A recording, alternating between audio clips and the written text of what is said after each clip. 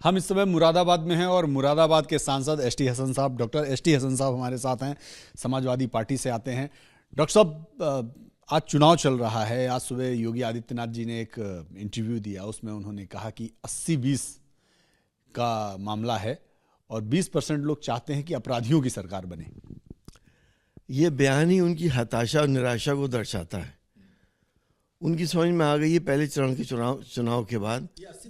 80 बनाम 20 का क्या मामला है? देखिए, समझ सब रहे हैं क्या मामला है, कह कोई नहीं रहा जबान से। लेकिन हाँ, हम ये बात जानते हैं 85% पब्लिक हमारे साथ है और 15% उनके साथ है। लेकिन आप भी तो कह रहे थे कि जो आपके जो कौम के लोग हैं कम से कम वो कहीं बटे ना, तो ये भी तो उसी धारा की बात है। देखिए, कौम के नहीं, मैंने ना मुसलमान का नाम लिया। मैंने सिर्फ इस बात को कहा था कि सेकुलर लोग आपस में बटे नहीं। वहाँ पे हिंदू मुसलमान सब लोग थे और ये भी कहा था कि अल्लाह के वास्ते बट मत जाना। और आज भी कह रहा हूँ, इस देश को हमें कम्युनल फोर्सेस से बचाना है, वरना बर्बादियाँ हमारा इंतज़ार कर रही हैं। देखा जाए तो पोलराइजेशन की शुरुआत तो एक तरह से आप लोगों ने भी कर दी। देखिए, एक मुख्यमंत्री के मुंह से हम इस किस्म की बातें सुन रहे हैं। आपने देखा कि वो क्या क्या नहीं कह रहे और किस तरह से वोट को पोलराइज करने की वो कोशिश कर रहे हैं। क्या इस किस्म की बातें एक मुख्यमंत्री को शोभा देती हैं? उन्होंने ये भी कहा कि गजवाए हिंद का जो सपना है वो पूरा नहीं होगा। कौन, कैसा गजवाए हिंद? क्यों हमारे हिंदू भाइयों को ये कह कह के डरा रहे हैं? कभी कह के डराते हैं कि अल्पसंख्यक बहुसंख्यक हो जाएंगे। एक आंकड़े के मुताबिक, ये मैं आपको बता दूं, अगर मुस्लिम परिवार नियोजन नहीं करते हैं तो 2000 साल लगेंगे हिंदू भाइयों को बराबर में आने को। 2000 साल किसने देखे? गज़वा-ए हिंद, गज़वा-ए हिंद कैसे हो जाएगा? कौन कर रहा है यहाँ पर? कौन आ जाएगा यहाँ पर? हिंदुस्तान का मुसलमान अपने देश के साथ खड़ा है, अपने हिंदू भाइयों के साथ खड़ा है। प्यार मोहब्बत और अनेकताओं में एकता हमारी पहचान है। फिर मैं वही कहूँगा, अल्लाह के वास्ते हमारे इस रंग बिरंगी गुलदस्ते को मत बखेरो, बहुत हो गया। योगी आदित्यनाथ जी ने कहा कि ये देश संविधान से चलेगा, शरीयत से नहीं। तो क्या आप लोग शरीयत से सरकार चलाने की या देश चलाने की कोशिश कर रहे हैं? संविधान से तो चल ही रहा है, शरीयत कहाँ है? अगर आप मुस्लिम पर्सनल लॉज की बात कर रहे हैं, वो भी संवैधानिक अधिकार है हमारा। तो संविधान में शरीयत कहाँ से आ गई? शरीयत का मतलब तो आपको मालूम है। शरीयत का मतलब तो यह है कि अगर कातिल की गर्दन उड़ा दो, कहाँ उड़ाई जा रही है? तो बहुत सी चीज़ें मिसगाइड करने के लिए कही जाती हैं। मैं आपका एक इंटरव्यू सुन रहा था, जिसमें देख रहा था एक वीडियो और एक कहीं बयान पढ़ रहा था। उसमें साफ आपने कहा कि यूनिफॉर्म सिविल कोड ये लोग लाएंगे, उसके बाद वक्फ बोर्ड खत्म हो जाएंगे, आपके अधिकार खत्म हो जाएंगे। आप ये एक मुस्लिम सभा में ये बात कह रहे थे। तो एक तरह से देखा जाए तो आप भी तो डरा ही रहे थे लोगों को, अपने लोगों को। क्या कॉमन सिविल कोड लाने का एजेंडा नहीं है इन फासिस्ट ताकतों का? बता दिए मुझे। हमेशा कहते हैं कॉमन सिविल कोड लाएंगे, और अब ये मुख्तलिफ माध्यम से, चाहे उसमें आपका मीडिया भी हो, लोगों को मोबिलाइज करने की कोशिश कर रहे हैं, बता रहे हैं common civil code, common civil code. Uttarakhand सरकार ने तो बाकायदा, उत्तराखंड के मुख्यमंत्री ने अनाउंस भी कर दिया कि हमारी सरकार आएगी तो हम कॉमन सिविल कोड इंट्रोड्यूस करेंगे। मुझे ये तो बताएं, कॉमन सिविल कोड में करना क्या है? क्या कॉमन सिविल कोड है नहीं इस वक्त? क्या धारा 302, 307, 376, 354 और तमाम धाराएं क्या हिंदू मुसलमानों की अलग अलग हैं? ये तो कॉमन ही है। सारे आपराधिक धाराएं कॉमन है, लेकिन जो अलग है वो ये है कि हम हिबे करते हैं, हम इनहेरिटेंस में पिता की जायदाद। आपके धार्मिक जो स्वतंत्रता है उसको चोट पहुंचाने के प्रयास किए कर रहे हैं। जाहिर सी बात है, अगर हम इनहेरिटेंस कर रहे हैं, अपनी बेटी को भी दे रहे हैं, तो आपसे क्या आपको क्या परेशानी? हम महिलाओं को देते हैं?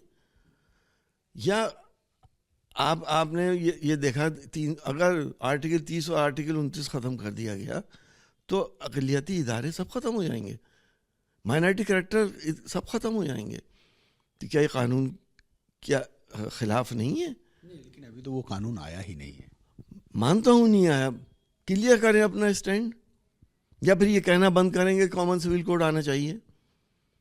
कानून तो आज भी सबके लिए यकसा है, बराबर है।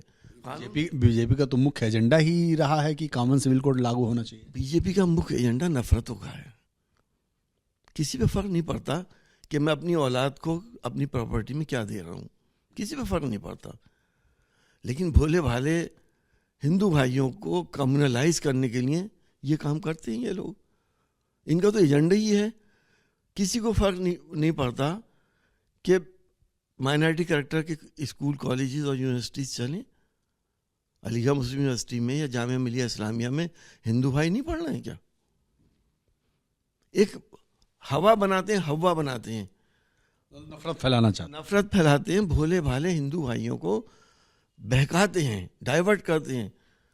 वो लोग कह रहे हैं कि आप लोग भोले भाले मुस्लिम भाइयों को बहका रहे हैं, बेटियों की स्वतंत्रता छीन रहे हैं, ट्रिपल तलाक इसीलिए कानून लाए, आप बेटियों को हिजाब में रखना चाहते हैं ताकि वो ठीक से पढ़ ना सकें, ठीक से स्कूल ना जा सकें। उन लोगों का कहना ये है। क्या हिजाब में लोग पढ़ नहीं रहे हैं? डॉक्टर इंजीनियर नहीं बन रहे हैं क्या हिजाब में? सब खुद, आप तो खुद एक डॉक्टर हैं, कि आप जब कॉलेज में जाते थे तो बच्चियां हिजाब में जाती थी पढ़ने? हाँ, एक दो बच्ची ऐसी थी जो हिजाब पहन के आती थी। MBBS करा उन्होंने, उसका PG भी करा उन्होंने। बड़े बड़े ओहदों पे क्या हिजाब वाली लेडीज नहीं है? दुनिया के 56 देश जो इस्लामिक देश हैं। क्या आप मानते हैं कि स्कूल में हिजाब पहनकर जाना ठीक रहेगा? क्योंकि आज मुख्यमंत्री ने भी ये बात कही कि ड्रेस कोड होना चाहिए स्कूल में। वो भगवा धारण करते हैं तो वो ये नहीं कहते किसी से कि आप भी भगवा धारण करिए। सरकारी कर्मचारी बहुत सारे हैं, उनसे वो कभी नहीं कहते कि भगवा आप पहनिए। मैं भगवा पहनता हूँ, ये मेरी स्वतंत्रता है, लेकिन आप जो पहनना चाहें वो आपकी स्वतंत्रता है। तो आप भगवा पहन सकते हैं, मैं हिजाब नहीं लगा सकता। स्कूल के लिए बात की, स्कूल में एक ड्रेस कोड होना चाहिए, सरकारी दफ्तर में एक ड्रेस कोड होना चाहिए। आप ये बताइए, संविधान या इंसान के मौलिक अधिकार स्कूल के ड्रेस कोड से ऊपर हैं क्या? स्कूल के रूल से बढ़ के हैं? स्कूल के रूल उनसे ज़्यादा बड़े हैं? मौलिक अधिकार बड़े हैं या स्कूल के रूल बड़े हैं? लेकिन अगर स्कूल में एक ड्रेस कोड है, सारे बच्चे दूसरे ड्रेस में आ रहे हैं और कोई बच्ची हिजाब में आती, तो वो क्या ठीक रहेगा? क्या वो ठीक मानते हैं आप? क्या जाते नहीं हैं? कितने स्कूलों में आप मुरादाबाद में देख लीजिए, जब कॉलेज खुले तो क्या परेशानी है किसी को? अगर कोई हिजाब में आ रहा है तो ये हम संविधान ने मौलिक अधिकार दिए हैं हमें, और सभी को, आपको भी अपने धर्म को अपने हिसाब से फॉलो करने के अधिकार दिए हैं, जब तक कि जब दूसरे को कोई परेशानी ना हो। मैं हिजाब पहन रहा हूँ, आप सिंदूर लगा के आ रही हैं, आप तिलक लगा के जा रहे हैं, आप कड़े पहन रहे हैं, कोई पगड़ी बांध के आ रहे हैं सरदार भाई, आप क्यों हमारी सोसाइटी में डिवीजन कर रहे हैं? आपकी सारी सियासत जो है वो नफरतों पे आधारित है, और हम हिंदुस्तान की दो बड़ी आबादियों के बीच में आप सिर्फ टकराव पैदा करना चाहते हैं। वो लोग, मैं आपके चैनल पे साफ कह रहा हूँ, जो लोग हिंदुस्तान की बड़ी आबादियों के बीच में नफरतों की राजनीति कर रहे हैं, टकराव पैदा कर रहे हैं, वो देशद्रोही हैं, देश को नुकसान पहुंचा रहे हैं। उत्तर प्रदेश के मुख्यमंत्री ने बड़ी बात कही है कि ड्रेस कोड होना चाहिए एक स्कूल में, तब और आप कह रहे हैं कि ये मौलिक अधिकार है कि कोई कुछ भी पहन सकता है, स्कूल के नियमों से ऊपर है मौलिक अधिकार। तो आपको लगता नहीं यदि बीजेपी की सरकार आई तो ये जो चीज़ें हैं, ये बातें और बढ़ेंगी? जाहिर सी बात है, क्या सरदारों की पगड़ी भी उतरवा देंगे? नहीं, लेकिन अभी तक तो ऐसा हुआ नहीं। 5 साल तो सरकार रही उत्तर प्रदेश में भारतीय जनता पार्टी की। नहीं, मैं एक सवाल आपसे भी कर रहा हूँ, जनता से भी पूछ रहा हूँ, सरदार भाइयों की पगड़ी उतरवाएंगे? वो भी तो ड्रेस कोड में नहीं आता। सिर्फ हिजाब से परेशानी है?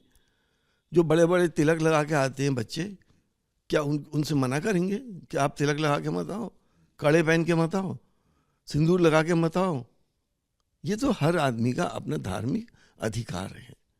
आप पार्लियामेंट्रियन हैं, क्या पार्लियामेंट में इस विषय को आप रखेंगे, बात करेंगे? जाहिर सी बात है, अगर इस पर डिस्कशन होगा तो बिल्कुल रखा जाएगा। ये तो संविधान को खतरा हो गया अब।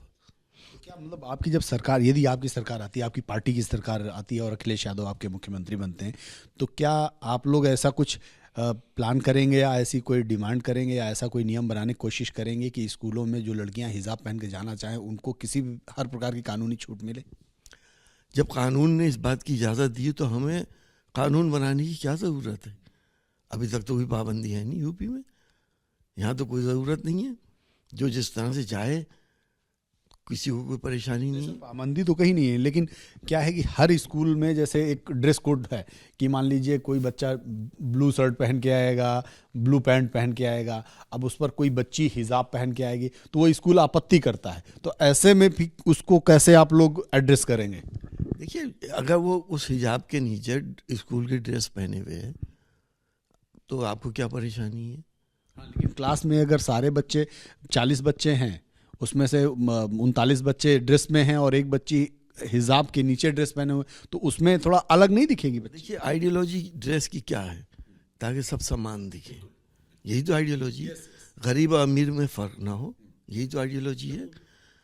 लेकिन जब और लोग अपने मजहबी रिचुअल्स को करके आते हैं तो क्या नहीं दिखते अलग कि ये हिंदू है, ये मुसलमान है, ये सरदार है? बिल्कुल ठीक है, लेकिन सर मुद्दा स्कूल का है।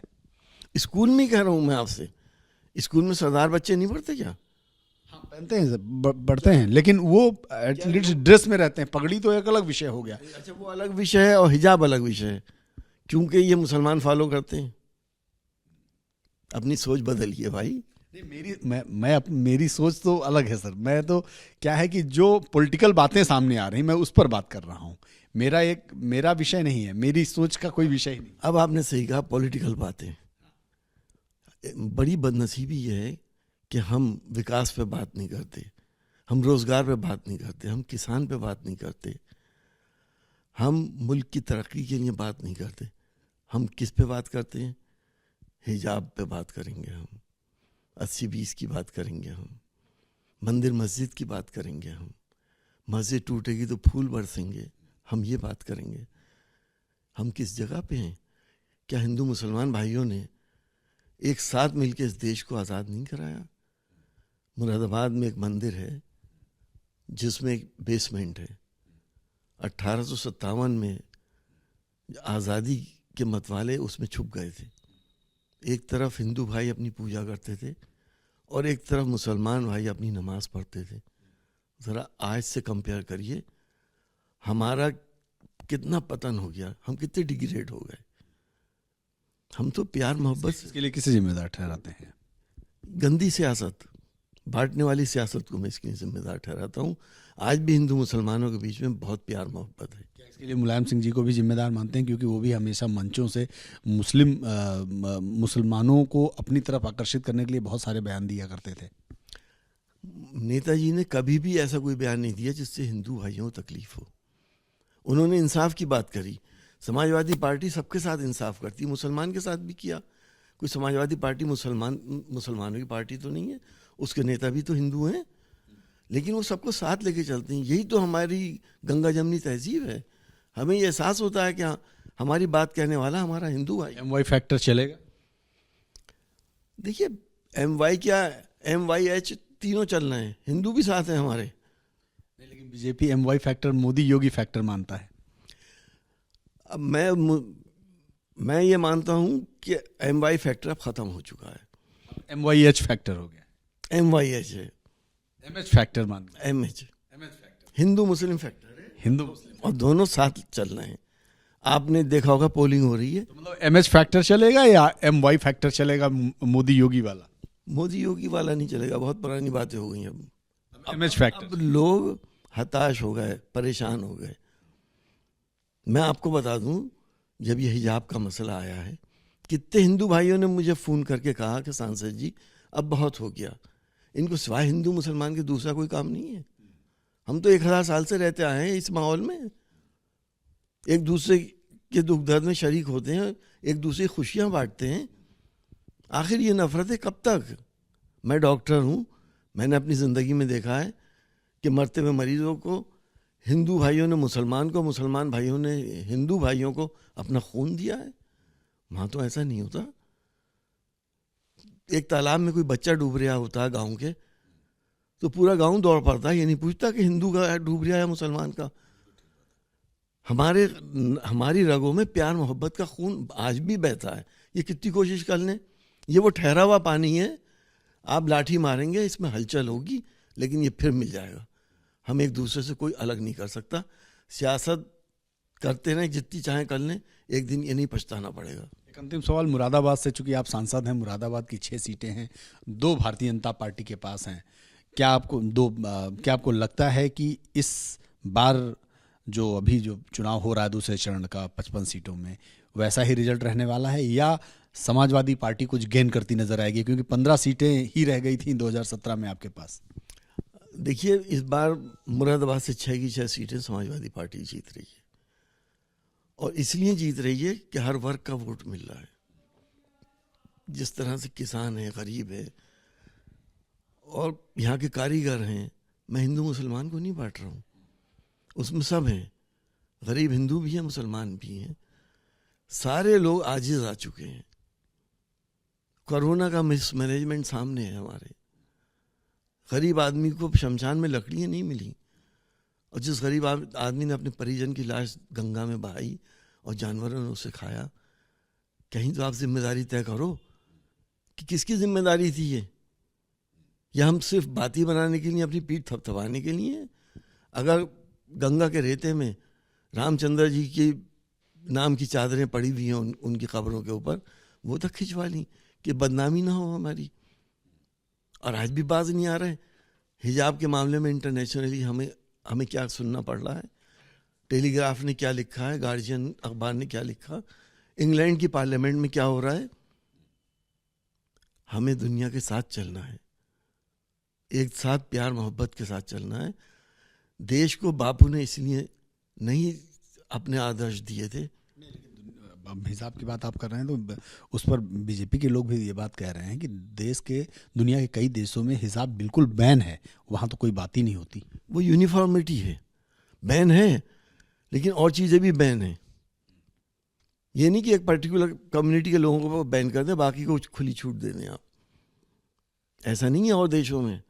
हमारे यहाँ सिर्फ एक पर्टिकुलर कम्युनिटी को के ऊपर बैन लगता है, दूसरी को खुली छूट मिलती है। ये तो गलत है ना। धन्यवाद सर, धन्यवाद।